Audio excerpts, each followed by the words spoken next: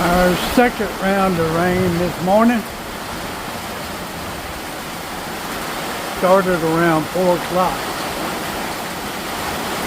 and it's still coming down.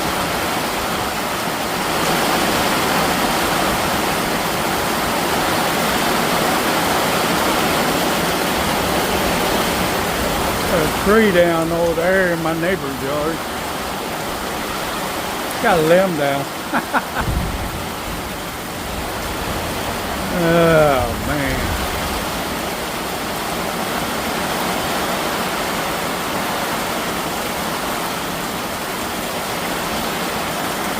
Well, y'all have a good day and hopefully this will stop pretty soon.